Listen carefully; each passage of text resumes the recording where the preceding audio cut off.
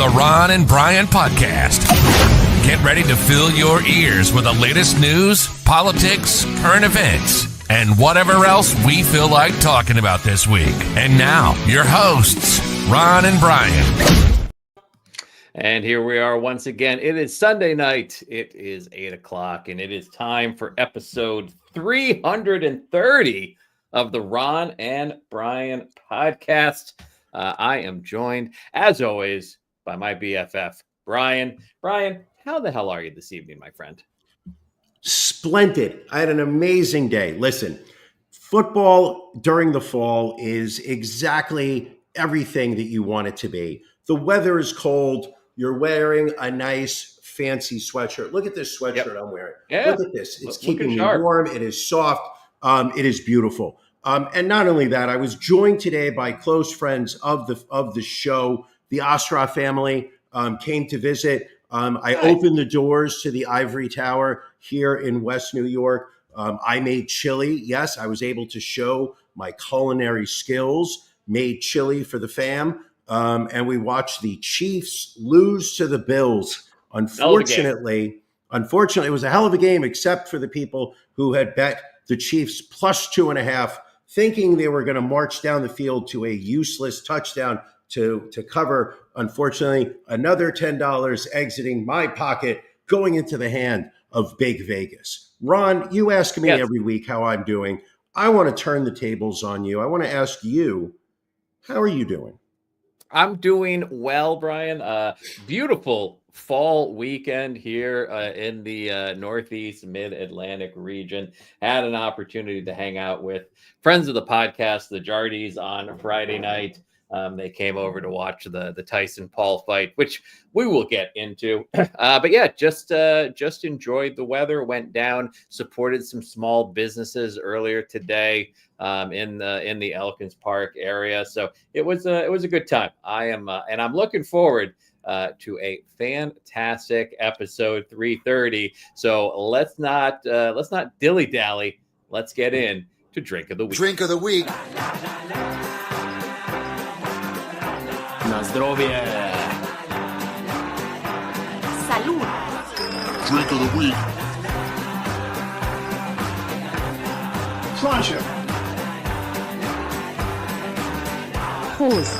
Drink of the Week. Drink of the Week. Drink of the Week. Drink of the Week. All right, Brian, what are you drinking this week, my friend? You know, when you think of Brian, when you think of Drink of the Week, two words pop up. One, Brooklyn. Two, Pilsner. I like me a crushable crisp beer. That is why this week I bring to you, ladies and gentlemen of the internet, bring to you Brooklyn Pilsner from Brooklyn Brewery. Excuse me. Brewery. Look at this now. I'm going to say this, for a Pilsner, it's a little hazy. It's a little hazy. We're going to see about the flavor. But what can I tell you about this Pilsner? It's a refreshing golden lager beer brewed in the style favored by New York's pre-prohibition brewers. It's traditionally brewed from the finest German two-row barley malts, not one, two-row. You've got a German-grown pearl and a Holler Tower hops, which provide a crisp, snappy bitterness and fresh floral aroma. The flavor of the malt comes through in the finish. Beer Advocate says that this is worth an 83 with a 5.1 ABV. We're going to find out what BP thinks of it as I take my first sip. All right, take a sip. Let us know how it is. Yes. All right. Yes. It's crisp. It is crushable. There's not too much going on. Just good beer flavor. We love this. Absolutely. I will be having a second one. Thank God. All right. Fantastic. I'm looking forward to that. It's going to be a fun evening when Brian drinks. Ron? Yes, my friend. Ron? Yes, sir. Ron? Yes. What are you drinking? So it is the holiday season, Brian. We don't get bogged down by names like Thanksgiving or Christmas. We know this is just the holiday season. And so I picked up a bottle of Shiner Holiday Cheer. from the friends at Shiner Brewery. Brian, this is their Old World Dunkelweizen brewed with Texas peaches and roasted pecans. The flavor of this dark wheat ale is enhanced through krausening, ensuring a smoothness that makes this brew all the more satisfying, clocking in at a 5.4%. Look at that dark body. Let's have a sip here.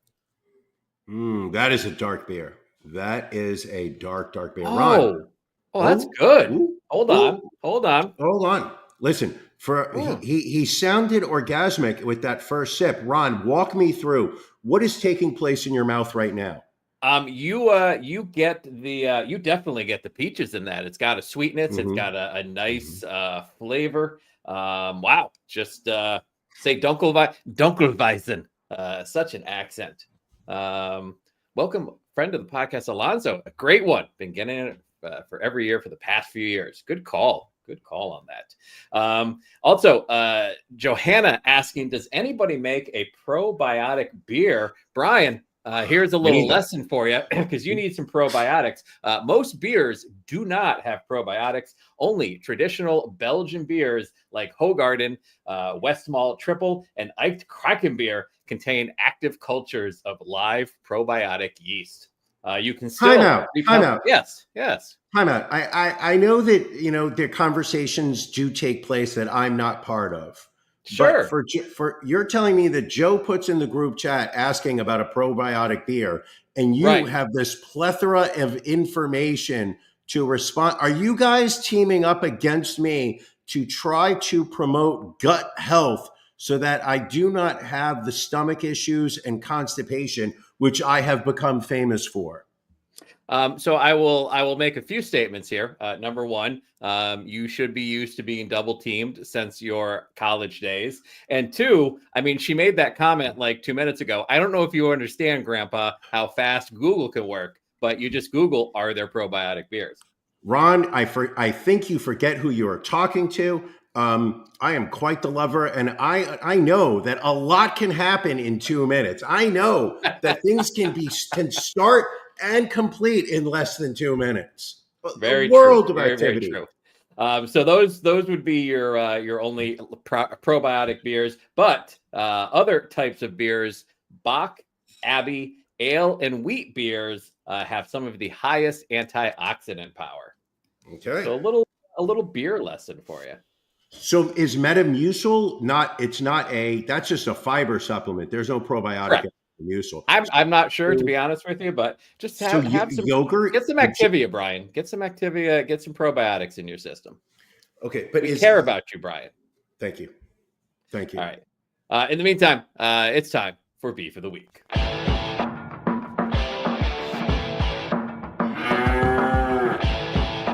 Ron and Brian's Beef of the Week.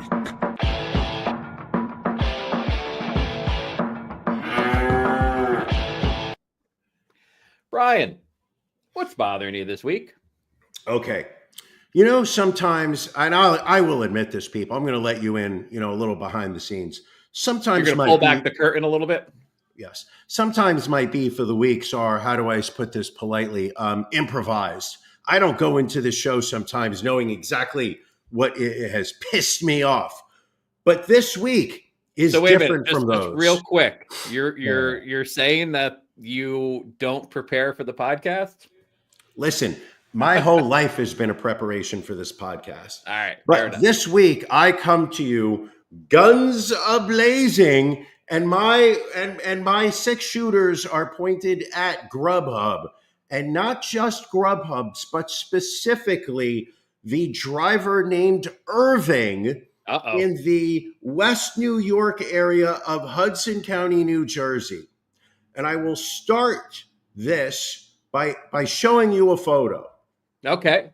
That looks like a bag in front of a retail store. Okay. Let me tell my story, and we will return to this photo.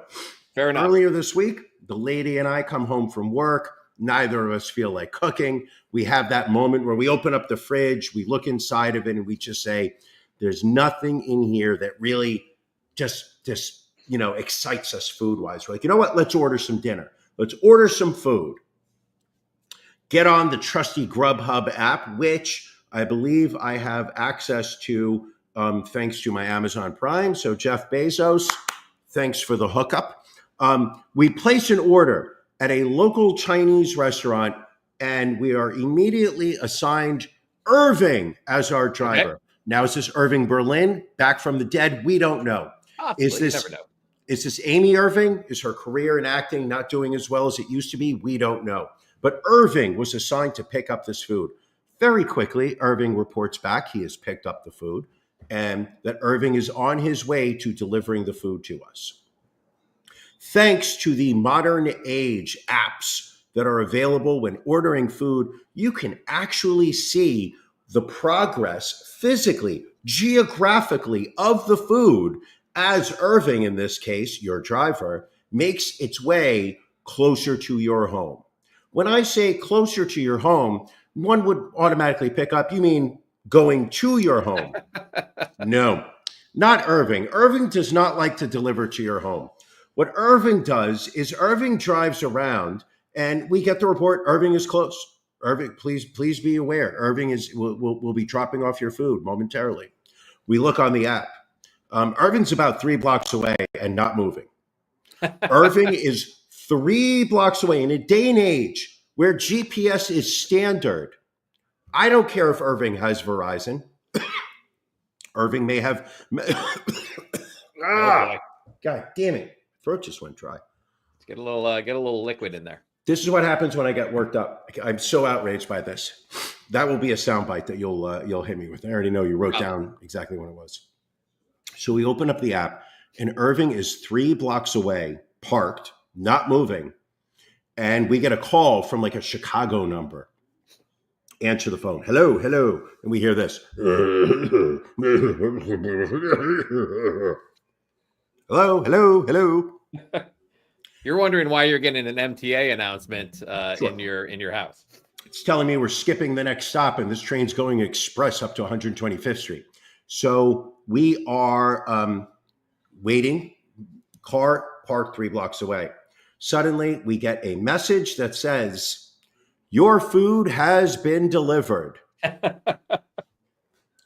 I recognize where this is. Okay. This is 3 blocks away, exactly where Irving was parked. You know where the supermarket is near me, Ron? You visited the Ivory Tower. I've been there many times. If you cross the street walking away from my apartment building, continue along that block for about 3/4 of the way, there is a retail store in my neighborhood. I don't believe anybody has ever been inside. This is where Irving has decided to drop off the food, take a picture of it, report it as having been delivered, and then leaves the neighborhood. Yeah, I mean, that's not even like, I could see if it ended up at building 24 rather than building 26, but that's not even on your road. That's not even on the block that your Ivory Tower is on. Not even close. Irving, you're a piece of shit. Oh, and by the way, also, just to add to the ending of this story, is that as soon as I saw this photo, I was like, I know where this is. This is 3 blocks away. Sure. I really threw on my jacket. I threw on my sneakers, not in that order. I think I did sneakers and then jacket. And I went charging out to go grab my dinner. Sure, you're hungry. It was gone by the time you got there. 100% gone. Gone. The residents of West New York. How dare you steal my food? They stole my food, the little bastards. There was nothing there. Fortunately, and I will say this, yes, we did, Janelle. We did file a complaint with Grubhub. You know what they did? They contacted the restaurant. They had another order brought out. It was mostly what we ordered. I had wanted some lo mein, which sure. I also found out is not pronounced lo mein properly. In Chinese, it's pronounced lo mein. Oh, interesting. I was corrected. I got roast pork fried rice instead. Okay. Not exactly what I wanted, but you know what? We were fed. I also got some soup, so at the end of it, it was fine. But fuck you, Irving. You pissed me off. Well, I will admit, I can see delivering it to your neighbor's building. But yeah, that's not even Not even in the not even close. And then not even that, it wasn't even an apartment building. He just put it in the middle of the street in front of a wasn't even closed residential retail store. Yeah. Absolutely terrible. Ron, Yes. what's bothering you? So I guess my beef this week is with humanity, Brian, if you could say that. So Brian, let me introduce you to Roxy. Are you familiar with Roxy, the baby red panda that was over at the Royal Zoological Society in Scotland? As somebody who was just recently in Scotland, I'm going to say that everybody was talking about Rosie, the red Roxy, the red panda bear. Everybody was talking about it.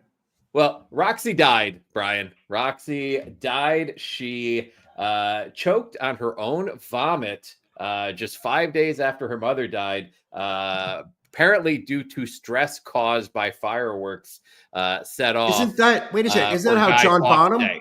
Isn't that John Bonham? Isn't that how John Bonham died? It is, but I believe his was more coke and alcohol, not fireworks. So run this by me again. She choked on her vomit. Her mother passed away. Well, so her mother died first, 5 days prior to Roxy dying, which they also feel was the result of fireworks being set off near the zoo.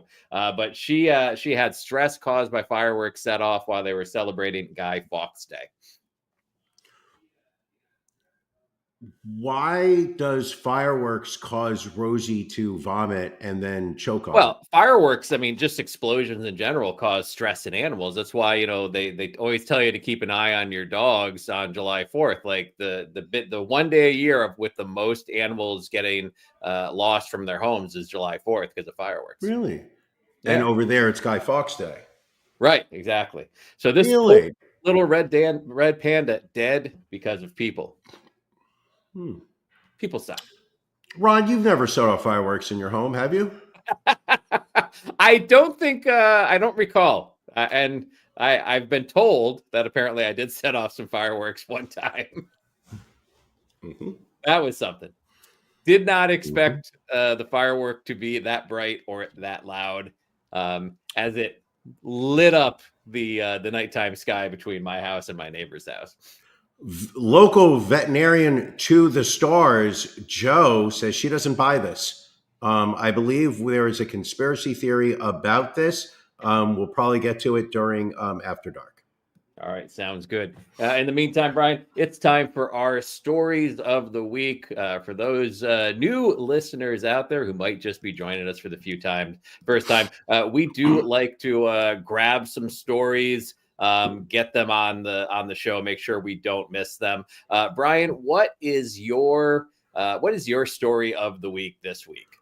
My story of the week also is with humanity. Excuse me. My beef of the story of the week is with humanity. Ron, how do they make butter?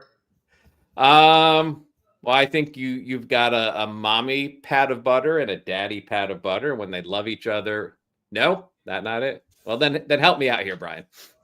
I don't know, but it contains dairy, and that's really all that matters. True. I think you have to churn it. You have to. There's some churning. You got to work it until like the curd and the whey separate. Isn't it some kind of milk that they separate and then they like a heavy cream? Usually they will. You'll start with making butter. But there's no doubt that butter is made from dairy, right? I mean, unless it is deliberately labeled vegan butter, then yes, you should assume that butter contains dairy.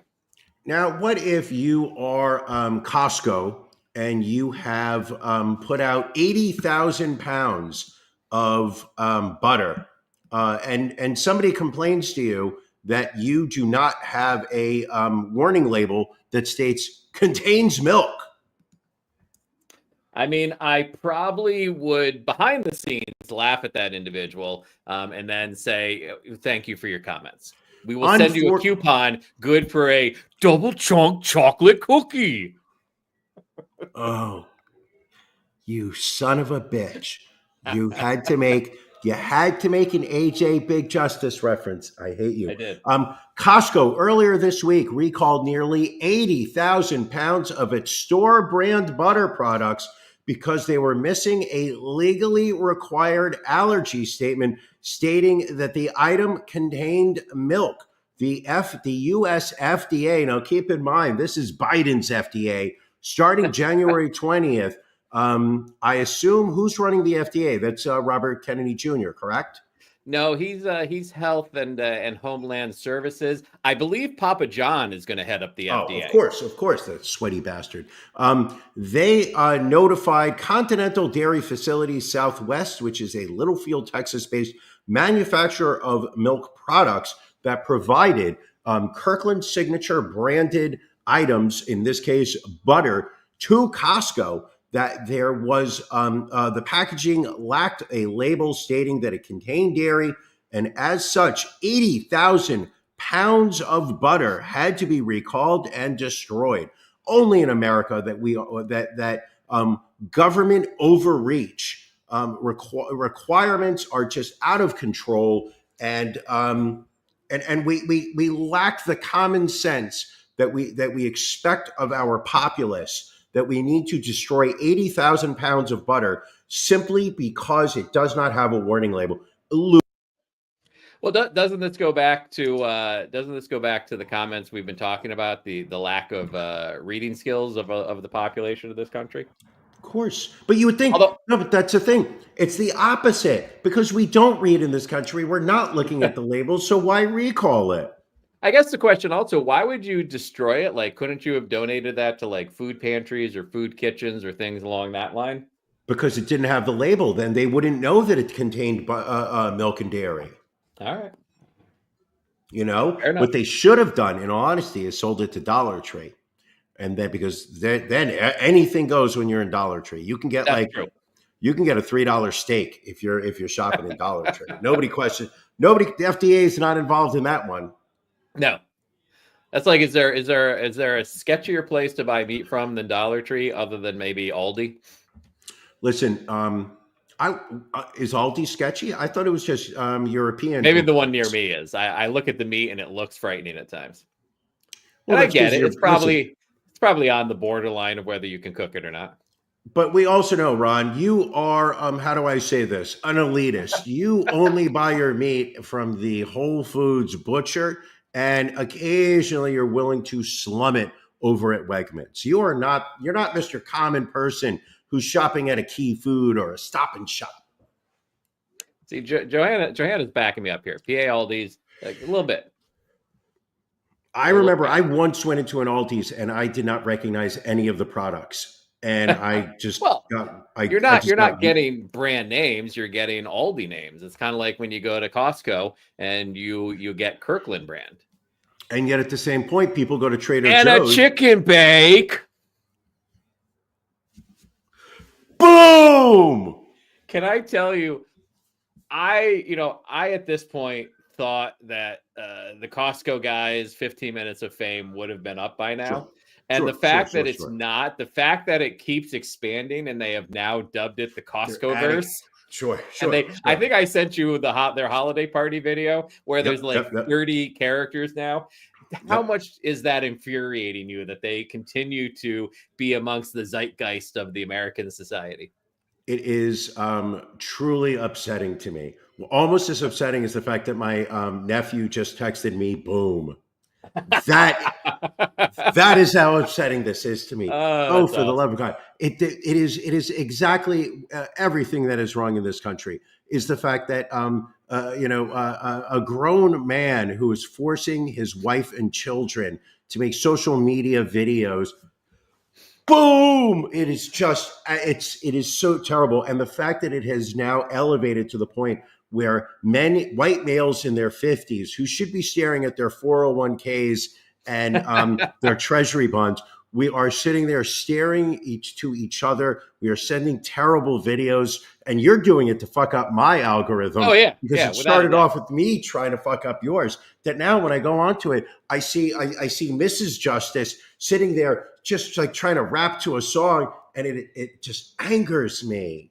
And the little dance they have made up too. It's just, it's terrible. We're bringing the boom. Everybody's booming.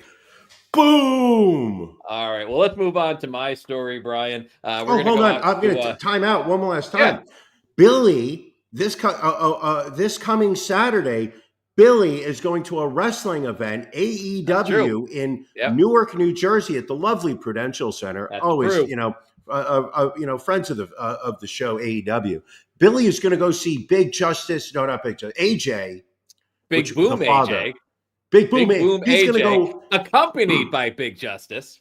Oh, just such stress. Going to take on QT Marshall during 0 Hour, Brian. Why are we 0 Hour you can watch for free on TV. So you can, I think you and I might need to live tweet that match. Oh, it angers me so much. It angers me so much. I'm surprised. I'm genuinely surprised that Big Justice did not, this past election, make an endorsement. He's you know what? He's a man for all people, Brian. I like a chicken bake and Ron Paul down with the Fed. You know what we need? We need a double chunk chocolate cookie and finish the wall. Boom. Listen, there is no. Listen, the dude lives in Miami and wears eyeliner. There's no question in my mind that he is a straight up Trumper, but he does not want to alienate any potential fan base right now. Oh, and it's only a matter of time before his Grindr account comes out. Like it's clear there's something going on there. Ron, we skipped. Yes. I do not want to be remiss in asking you, what is your story of the week? Well, Brian, you know how sometimes you hate watching people live out your dreams? And I think that's kind of where this next story is. Authorities in Wisconsin believe a kayaker who was reported missing for several months may be alive and staged his disappearance before fleeing the country. This is Ryan Borgwart. He is a 44-year-old married father of 3. Initially went missing back on August 12th after kayaking on Green Lake. It's about 100 miles northwest of Milwaukee. Local authorities located his kayak overturned with a life jacket the same day. They did an extensive search for his body, underwater drones, sonar, divers, canine cadaver teams, searched for 54 days, but could not find anything. However, in a shocking turn of events, further investigation revealed that it was likely that he staged his disappearance and fled to Europe. After regrouping with his team on October 7th, they discovered his name was run by somebody in Europe back on August 13th. Apparently, he also had taken out a life insurance policy and that he was communicating with a woman from Uzbekistan.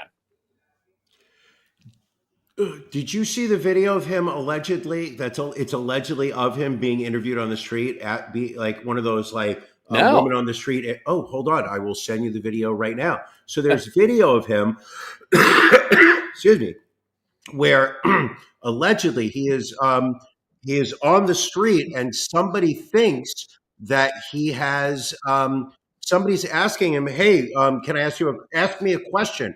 I believe that's what it is. It's like, ask me a question or something along those lines. And the question is, should I move to Uzbekistan? Interesting. Well, apparently he replaced the hard drive on his laptop, cleared his browser on the day of his disappearance, and then synced the laptop to the cloud on August 11th, also taking photos of his passport. He had inquired about moving funds to foreign banks, changed email addresses associated with financial accounts on the day of his disappearance, and as mentioned, took out a $375,000 life insurance policy and purchased an airline gift card. And Ron, what's the one thing we have learned over the years on this show is your internet history is going to be looked at by police. Any suspicious behavior on your internet search history or whatnot, no matter what you do, is going to be discoverable by the authorities. You're never going to get one over on them. It's so difficult. We were having, I don't know why we were having this discussion in the car earlier today, my wife and I, but it's it must be exhausting to try and get away with a murder these days because you got to figure out where you're going to be that isn't, registered by cell phone towers, doesn't have cameras. How do you dispose of a body anymore? It just seems like a uphill climb. I mean, I can give you an answer. Is what you do is you dump their body. You weight it with cinder blocks, and you dump their body into the Hudson. I mean, Right. if you, the problem with where you live, Ron, is you're not near a deep body of water. What you want to do, if you're really looking to make a body Okay. disappear, is Sure. you make sure that your primary residence is right next to a deep body of water where the water flows at a pretty good clip. You take this body, you dump it in. I could, just for instance, and I'm speaking hypothetically, I could Sure, of walk course. out of my building dragging a body. I'm maybe 30 paces up to the Hudson. You dump that body over the railing, within But 20 minutes, that body's in again, Staten Island. how many cameras are along that waterfront? But they're not going to be looking. That's the All difference, right. is that they look where the body is found. They're never going to sit there and go, hey, listen, first of all, West New York, New Jersey is not a hotbed of criminal activity. It is where Apparently, people stole food from a retail store step. You got me. You got me on that one. There's food theft all the time. All right. Yeah, I have heard pig farms are a good place to dispose of a body because pigs will just eat flesh and bone. I imagine that Johanna has a comment right now, and I bet you that Johanna has another animal that would eat human beings quicker than feral pigs. Let's see. This is what I don't get about this story, though. Like, if you're just willing to walk away from everything that you have, sure, why not just get a divorce and say, all right, keep the kids, have everything? Like, it seems like a lot of additional work to try and fake your own disappearance. And I guess maybe he felt he could do it so well that, he was going to make that $375,000 in life insurance. Right. Well, that was the thing. He wants the money. Just a crazy It's great. story. That's the thing, is that if he were to divorce his wife, she would take half of what he has. What he wants to do is take all of it. Greed. But we don't know how much money they had in a bank account. You've got a home, you've got, maybe a 401k, maybe a Roth. It's really, the best pre-tax way to use your money. But anyway, let's get into it, Brian. It's been a great day in sports. So that just means we need to talk about our NFL locks of the week.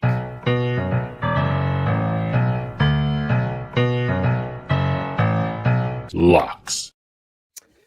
Brian, can I just give you a round of applause? I mean, you went with one of your tried and true betting rules, and that rule is fuck the New York Jets. Absolutely. You picked the Colts +4. They actually won the whole damn thing, 28-27. And then you looked at the Rams taking on the lowly Patriots. -5 was the line. It was a little close, but you made that one 28-22, moving your record to a perfect 18-0 on the season. Or 20-0 on the season, excuse me. 20-0, yes. Ron, it is, I would pat myself on the back. I would say that I'm doing something spectacular here. But the truth of the matter is, and I've said this week in, week out, I am sweating bullets. I am struggling because every week I am looking off to my side and I see you breezing through the NFL season. You are also 18-0, Ron.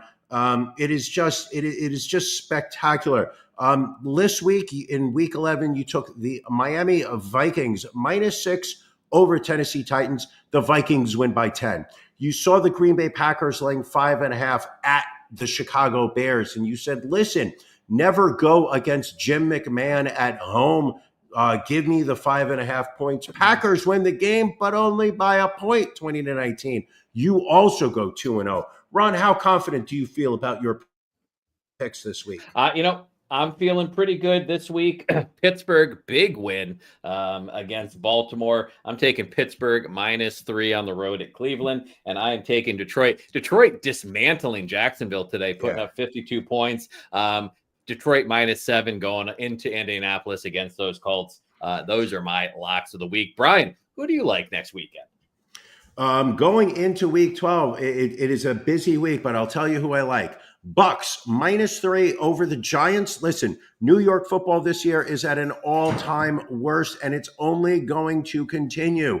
This week, the Jets got trounced. Next week, I love the Giants being turned into ground beef. by Tampa Bay. Also, I was watching your Vikings team this week, and I like them. The Bears getting a very rare, cover this week. It will not be 2 weeks in a row. I like the Vikings -5 over Chicago next week.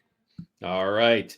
Well, let's get into some news here. I always want to bring great Philadelphia stories to the table whenever possible, and we're going down to Delco this week, Brian, Delaware County, where a Philadelphia man is facing charges after he went on a crime rampage involving a forklift. It was Thursday around 5:30 p.m.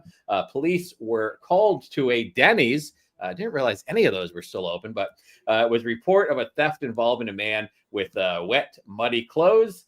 He was later identified as 39-year-old William Martin, and we have a mugshot of Mr. Martin right here.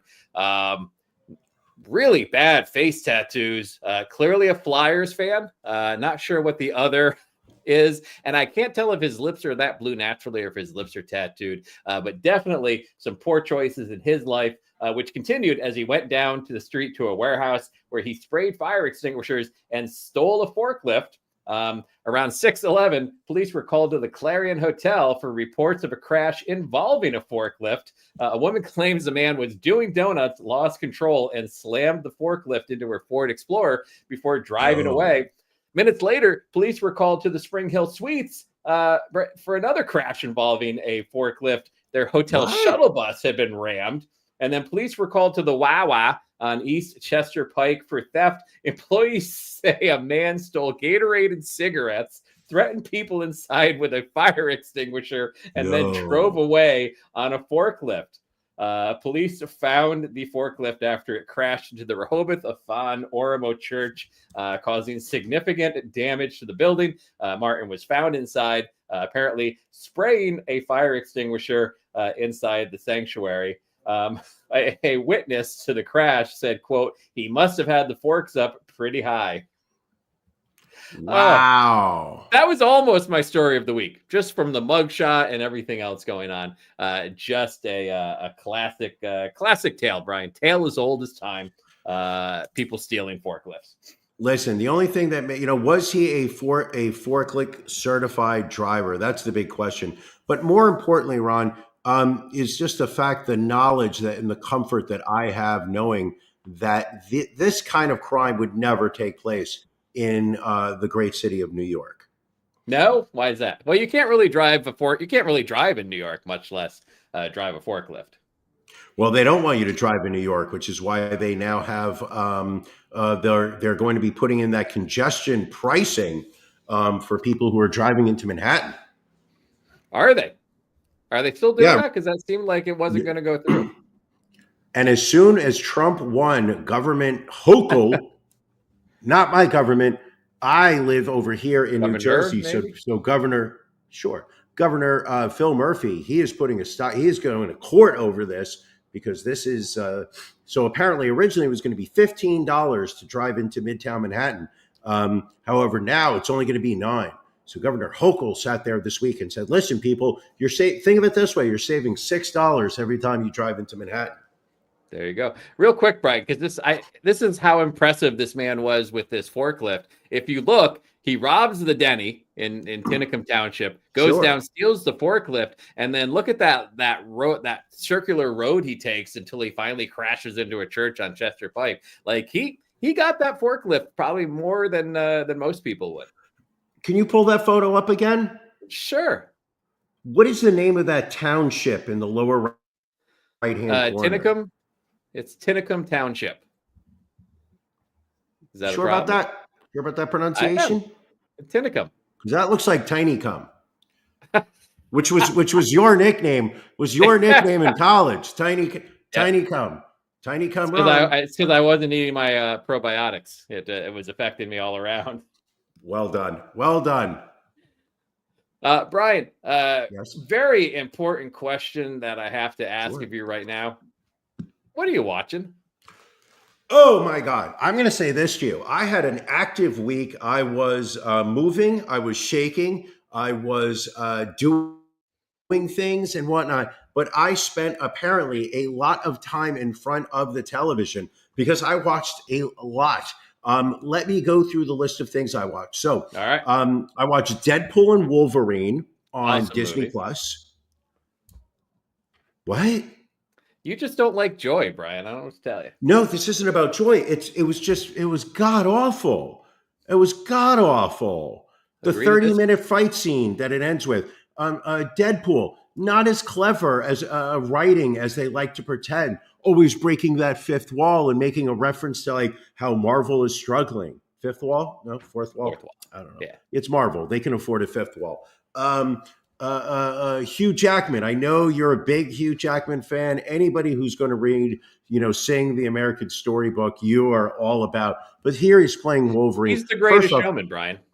whatever. Apparently he cheated on his wife with Sutton Foster, and I can never forgive him for that.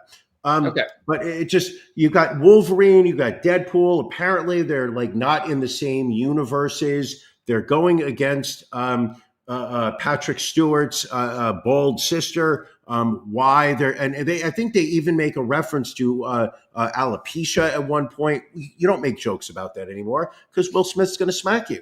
I thought it was god awful. I was on my phone the last half an hour when there's like literally a 30-minute fight scene. They bring out Wesley Snipes. They bring out Jennifer Garner. Apparently she now is trying to get her acting career up and going so she can pay off Ben Affleck's gambling bills now that J-Lo's not doing it. And then there's, who's the other guy? Yeah. He's dealing cards. He's Gambit. As Ali mentions, the Gambit scene's worth the price of admission. Agreed. Okay. Beg to disagree. Brian has terrible opinions with movies and TV. No argument. What I like about Janelle is that she stated that as fact, not as, in my opinion, Brian has terrible opinion. No, that was just a fact. Brian has terrible. I mean, William also saying you're wrong. So there seems to be a theme going in the chat right now. Okay, well, I beg to disagree with all of you. All right. I finished watching The Penguin on HBO Max. So amazing. Good. So good. The first episode, it took me a little bit to get into. I had to watch it twice, but by the time I watched it again, and keep in mind, I am not a Batman person, so there's a lot of references that people were picking up. Social media was great. In terms of, hey, you may have missed this in this episode. I learned a lot, on Instagram, whatnot. But holy cow, Colin Farrell, amazing. The woman I have, I want to say Milioti, but I know that's not her name. She's very good in it. The characters, you forget that it's Colin Farrell. I highly recommend The Penguin. You're actually closer than you thought. That's Kristen Milioti. I really actually was very close. Also on Netflix, if you're looking for stand-up comedy, go with Adrienne Appalucci, The Dark Queen. It is produced by one of your personal favorites, Ari Shaffir. It is directed by one of my personal favorites, Louis C.K.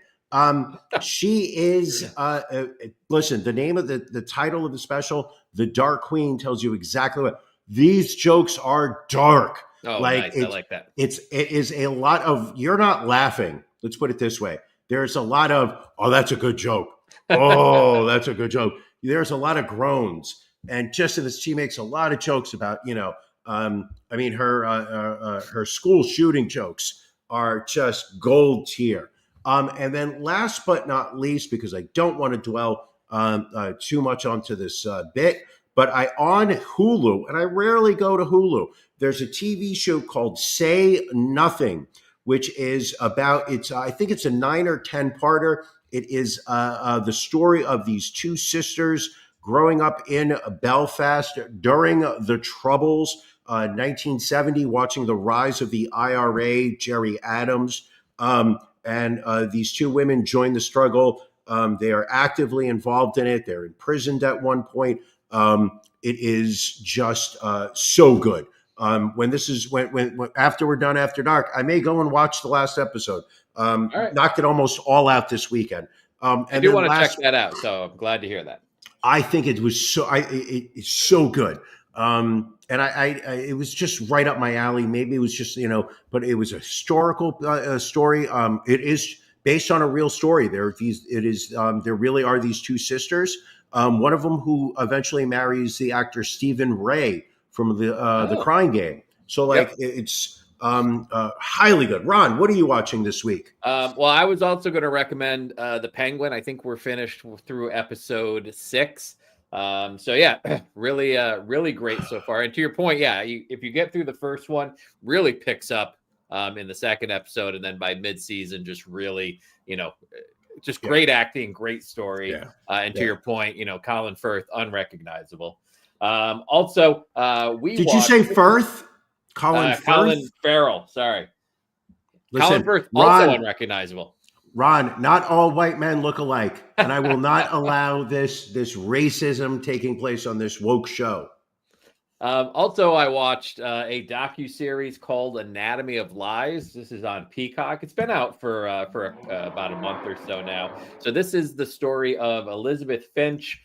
She was a writer and co-executive producer on Grey's Anatomy. Claimed to have all these tragedies in her life, cancer, brother committed suicide, everything else. And you find out like she's just an absolute liar, but she also like ruined people's lives that she got involved with. Only 3 episodes. Very fascinating. I would recommend it. But the biggest thing that both you and I watched this week was the Mike Tyson Jake Paul fight on Netflix on Friday night. I mean, I will say this. The fight itself, very underwhelming. The first 3 fights, very good. The production, though, like, it just seemed like, well, you tell me, Brian. It seemed like they hadn't practiced anything regarding the production of this special leading up to it. Like microphones didn't work, earpieces didn't work, segues from segment to segment where, and then you get to the broadcast itself, buffering, screens going dark, the whole 9 yards. But you were there, you were watching, we were messaging back and forth. What was your thought of the evening? My thought was, I think it was important the way you just phrased it, which is there was the production, the TV show, the sports event, and then there was the actual boxing. This was, they showed 4 matches. The show started at 8:00, and the Mike Tyson Jake Paul fight started at 12:00. 4 fights. 4 hours before the main. So like the amount of filler, and keep in mind, I put the show on at 8:00 because I didn't know when the fight was supposed to start. I didn't want to miss it. I knew that this was live from Dallas. So I said, you know what, as soon as 8:00 rolls by, I'm putting this on. The amount of filler, the number of times that they replayed the exact same Ice-T announced commercial piece. I don't know what you want to call it. But right off the bat, you could tell that this was not going to be a top-notch HBO sports boxing event. Rosie Perez, I don't know what her link is to boxing. I know she could tell me that white men don't jump. I was waiting for her halfway through to be like, Mookie, but no, she didn't. She actually announced it like a real announcer would. It felt amateurish, but it felt like you had given people who had never done this before a lot of money, but because they didn't have the experience of doing this, a lot of things just went wrong. They had Evander Holyfield come up at one point and made a reference to, do you think Mike is going to chew off anyone's ear today? Like, but also, how do you do that? But also, Evander's earpiece wasn't working, so he couldn't hear anything anyway. But was it the earpiece, or was it the fact that because he's missing such a chunk that the earpiece was just floating around in there? I started asking Lennox Lewis, who was sitting next to him, can you lean over? And Lennox Lewis is yelling in his ear, and no one knows where to hold their microphone. And the one answer Evander tried to give, like, oh, Evander's taking some headshots in his day. Like Lennox seems to be in pretty good condition. I didn't see a lot of CTE from Lennox, but Evander was that was something. Here's the question: how many naps did you take before midnight? I will say this: there was a lot of filler, but some of those fights were really good. The opening fight was near actual fight, defeating Whindersson Nunes. That was okay. The Mario Barrios fight versus Abel Ramos, that was hard hitting. I think Ramos got screwed. Personally, agreed. And then the Katie Taylor versus Amanda Serrano fight. Sure. Holy Jesus, that was brutal to watch at times. These not only was it beat the ever-loving shit out of each other. Yes, and I think that the Taylor's opponent Serrano, I forgot their first names. Apologies to them. Serrano had over 100 hits, not thrown punches, but punches connected that were 100 more punches. And Katie Taylor had a point taken away from her from headbutting, and then they give the card to her. Serrano should have won. Absolutely. So by the time the main card went, everybody was expecting, usually on a boxing card or a UFC card, the fights get better as the night goes through. So we were all expecting, just a high quality fight, Jake Paul versus Tyson. But astute fans of pugilism, close.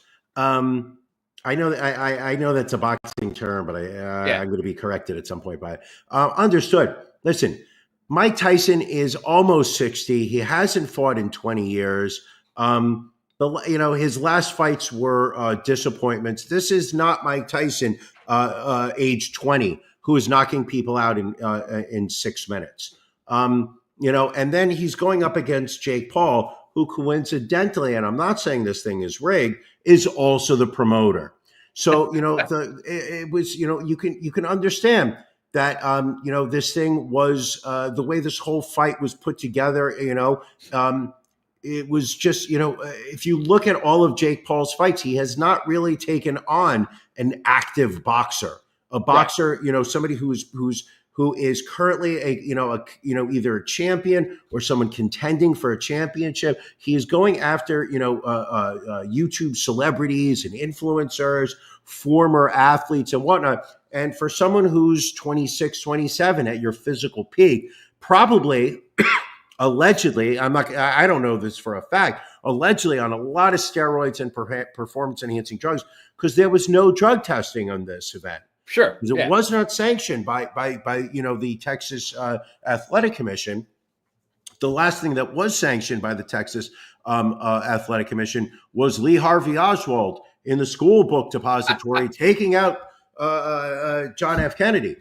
But this wasn't a boxing match that we watched. It was 8 2-minute rounds. Janelle had an amazing line that I did not have the words, but when she said it, I was just like, she said, this feels like a sparring match where punches were thrown, but there was never enough activity that would cause somebody to get knocked out. It was almost as if you were watching a boxing match where both boxers had $10,000 on no knockouts. As soon as somebody would connect, they would back off. And the other boxer would kind of, get their bearings again, and then they would come in. It was never a flurry of activity. Right. Clearly, Mike Tyson, he's 60. He doesn't have the same legs he has. He's not as fast. However, if you look at a lot of the videos that were put out prior to the fight, I mean, he's throwing, savage punches. And that's the thing. You look. That's not the Mike that showed up in the ring. Both of them had both of their sparring sessions. They're throwing a ton of punches. And there were times that Tyson tagged, Paul pretty good with some punches, and vice versa. Sure. Paul tagged Tyson, but to your point, they didn't follow up on it. And I've heard, there's a variety of theories out there. Johanna points out one, it was written in the contract that Tyson was not allowed to use uppercuts. I've heard, Tyson would have gotten, if Tyson had knocked out Jake Paul, the amount of money that would have been in his purse would have been reduced by like $5 million. Right. So, you hope that it was legitimate, but regardless, it was a disappointment. It didn't feel legitimate. Right. The thing that's crazy about this is, when was the last time you actually sat down and watched an entire card of boxing? Not since Tyson was champion. Not true. Not true. Right. During the pandemic, we watched Rough and Rowdy put on by Barstool Sports. Sorry, we my watched the apologies. entire card. So now you may not say that was like a WBC or WBA card, but It's we real to watched you, Rough damn and it. Rowdy. It was real until Jose Canseco took one hit and threw his hands up in the air and said, "No mas, no mas." And we got screwed on our $20 the sport of boxing has dropped off in popularity over the years, and it has since, because there hasn't been the rise of the UFC took it out. The rise of the UFC, but there hasn't been a fighter that people have gotten behind since like Holyfield and Lennox Lewis. So, but the sport is different. But this brought a lot of eyes to boxing, but then it also pointed out the reasons people don't watch boxing anymore. Number one, it seems rigged. Like, to go back to that Mario Barrios fight versus Abel Ramos, which ended up being a draw because one judge scored it 114-112 for Mario Barrios. Then another judge scored it 116-110 for Abel Ramos. How do you get like that big a difference between? And then one guy just scored it a draw. Again, the controversy in the women's fight, where clearly Amanda Serrano should have won that in a runaway and did not. She got robbed, I think. And then you get a main event that, is either fixed or lackluster or a little bit of both. Yeah, it was. But God damn it! If Mike Tyson fights again, I'm going to watch. Yeah, same here. Else, I would watch it. We got to see full Mike Tyson ass on display during that. There were so many moments of high comedy, unintentional comedy. So Tyson's son gets to interview him, because I didn't realize his son was doing the interviews at first. Ari Tyson, right. I think was his name. And so he's interviewing his dad in the locker room, and then his dad turns around and walks away, and there's just bare Tyson ass right in front of you. Yeah. I'm going to say this, rewind it and watch it again because it was so freaking hilarious. Yeah. I mean, it was, I didn't think I was going to see Tyson ass, but I did. I saw Tyson ass during it. I'm going to say this to you. This was the big shocker to me. Leading up to that fight was the fact that these sports books were actually taking action on this fight. I know. If you listen to, the people who are in the know about boxing and whatnot, even people like you and I, it was, it felt like this was not going to be two fighters giving 100%. And the very fact that people were able to bet on it, Jake Paul, I think started off as a minus 270 over Tyson. And from what I remember reading was that the betting public, heavy money came down on Tyson. People were betting with their hearts. I heard there were some utter fools who bet on the no, on whether the fight would go the distance. Meanwhile, not knowing that if you looked at Jake Paul's history, all of his fights went the distance. So the smart money used the FanDuel minus 108 to over 5.5 rounds for a plus $10, and then went over to DraftKings and bet over 6.5 rounds also for $10 and walked away winning money. So, answer to this, Janelle, is yes. But the follow-up, Janelle, to your did you bet on the match is, Brian, how are you doing? And I would say I'm down about $80 gambling this week, just on between FanDuel and DraftKings. And based on the dollar amount that I'm betting per game, I am really doing trash, like trash. I may need to take a break, step back, reconsider my approach. I mean, based on the way you have been gambling, I would not be surprised if Trump offered you the Secretary of Gambling position in his cabinet. Talk about a week of potential cabinet picks. Marco Rubio, Secretary of State. All right, little Marco. But Matt Gaetz. So you have a convicted sex offender, Donald Trump. picking a alleged sex trafficker, Matt Gaetz, to be Attorney General.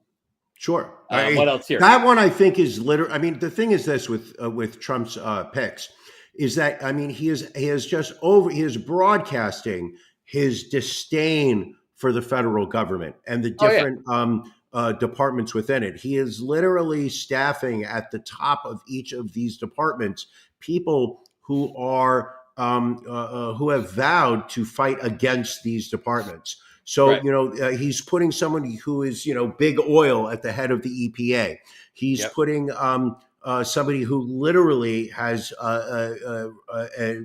is it an open? No, they closed the charges against him.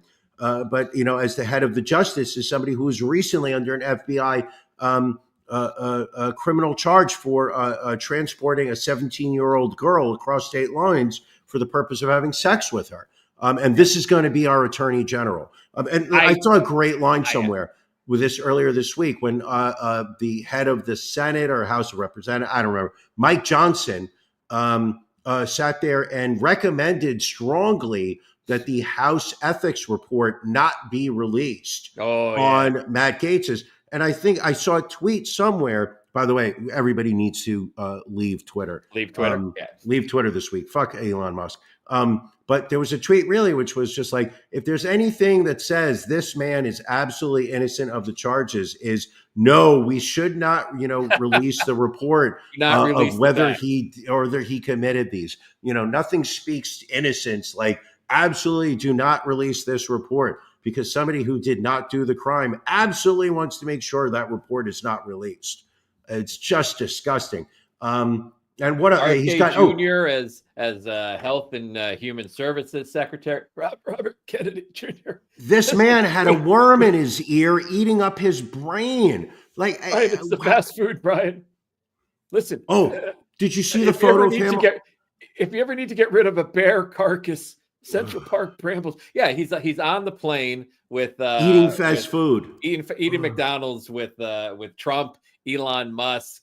Who else? Mike Johnson. Mike Johnson. Mike Johnson was leaning Donald in, trying Jr. to be part of the cool kids, and Donald Jr. sitting down, and Mike Johnson awkwardly leaning over because he didn't get a chair at the table.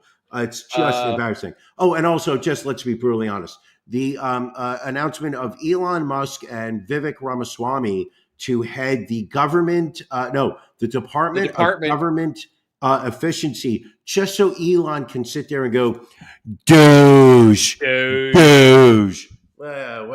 Just disgusting. This is our federal government. And you want to know something, people? We as a nation deserve it. Now, simple, like individual people who did not go out and vote for Trump will sit there and go, I don't deserve this. But we as a nation went out and voted for this man in mass. I didn't vote for him. I do not support him as a president, but I'm going to tell you something. Everything that this man brings to this nation over the next 4 years, we as a nation deserve. We will take our beatings. We will ask for more. We will turn our behinds to the air so he can slap it again, and we will beg for another one. And that is what America is looking for in the next 4 years. Let's see. Kristi Noem, known dog killer, Secretary of Homeland Security. Your girl, Tulsi Gabbard, Director of National Intelligence. Hates national intelligence. Yep. Stephen Miller making his way back in as Deputy Chief of Staff for Policy and Homeland Security Advisor, already talking about denaturalization. So if you have gone through the naturalization process to fast track to become a citizen, you could get that stripped and be deported. I think I don't want to say that I'm enjoying people suffering, but I'm somewhat certain people, like so the Republicans who are sitting there saying, listen, let's take down Obamacare, but I hope it doesn't affect my insurance that I have through the American Health Care Act. There's those people, but all of the people who said if Kamala Harris isn't going to speak out about the genocide of the Palestinian people, we should vote for Donald Trump. Sure. And then who does Donald Trump nominate to be the U.S. ambassador to Israel? Mike Huckabee, who has said in the past, Palestinians do not exist. There is no such thing as a Palestinian. And now they're all like, well, President Biden, do something before Donald Trump and Mike Huckabee take over.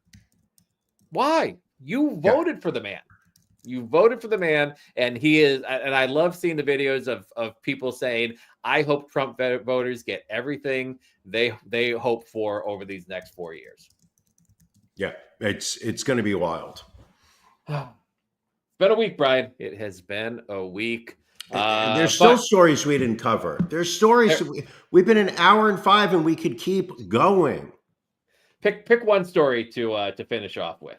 Oh, there's only one story we can end with, and that is the InfoWars website and all assets attached to it. Ladies and gentlemen, let's us not forget the name Alex Jones, famed right-wing broadcaster. I want to say podcaster, but he started this website, InfoWars, where supposedly he was speaking the unfiltered truth, telling you how it was like it is. And then they're making the frogs gay, Brian.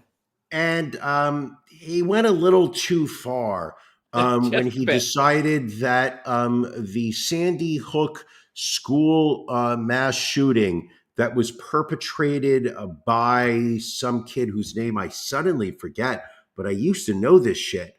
Matt, if you can pull up the name and put it in the chat, I would appreciate it. But saying that some kid showed up, took out his mom. He was totally fucking bonkers. His mom kept buying him guns. He shot his mom in bed, went to school, and just basically shot up an elementary school. And then took out, I think, like 20 some odd kids with an AR-15. Like 26 total victims. 20 absolutely. Adam, that's it. 6 and 7 years. Thank you, Matt. You just put it in the chat. Adam Lanza, producer extraordinaire. Matt, off the cocaine, always on the ball now.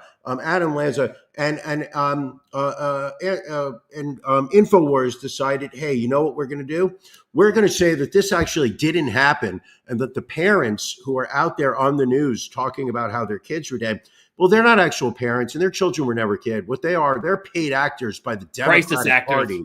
They're crisis actors. They're crying because really what this was this is a story made up by Hillary Clinton and other top Democrats so that they can take our guns. Meanwhile, you have parents who literally sent their 6-year-old to school and got a call from the school to be like, hey, there's been a school shooting and your child's head was blown off by somebody with an assault rifle. So you can come claim your dead child's body, but don't expect to hold the head because that head doesn't exist anymore.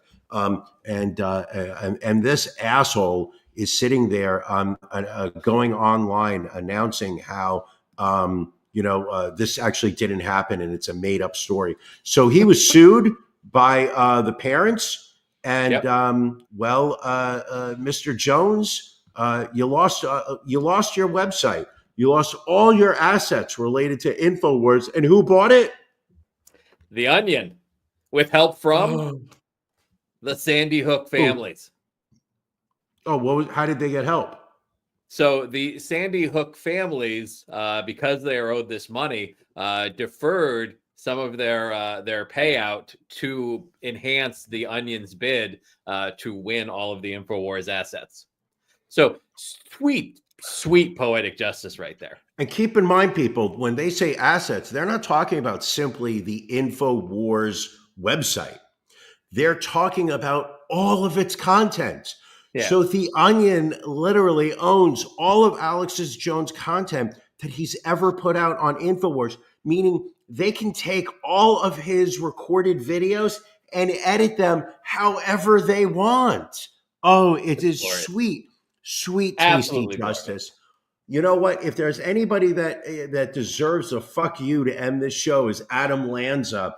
And if there's anybody who and Alex Jones right below him is Alex Jones also deserves that fuck you. And let's hope that somehow this goes to a good cause. All right. I hope so as well. Another good cause, us, basically. If you nice are segue. thank you. If you are not part of our Patreon just yet, here is a way for you to support two strong Americans.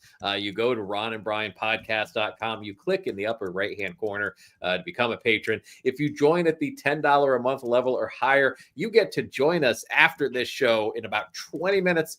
We're going to have Ron and Brian After Dark. It is some of the saucier, sexier content that we are not able to do on the YouTube, on the Facebook, and wherever else we're broadcasting. It's so difficult to broadcast these days. I don't know where all we're broadcasting at this point. We're doing it.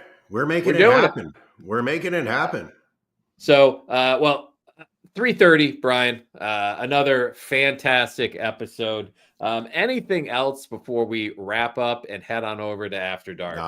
I say we wrap this up. This was a special show. 70 minutes in the bag. I apologize for coughing a few times. My throat got a little dry, but I will make sure that I am properly hydrated going into After Dark and all future episodes. Right. You need to hydrate and you need to get your probiotics in line. According to at this point, my vascular age has got to be 74 to 78. Pretty much. All right. Well, thank you for joining us, folks. We will see you again next week. Thank you for joining us on the Ron and Brian podcast. We're live each week on YouTube, Facebook, and Twitch. You can find prior episodes, links to our social media, and everything else Ron and Brian at ronandbrianpodcast.com. See you again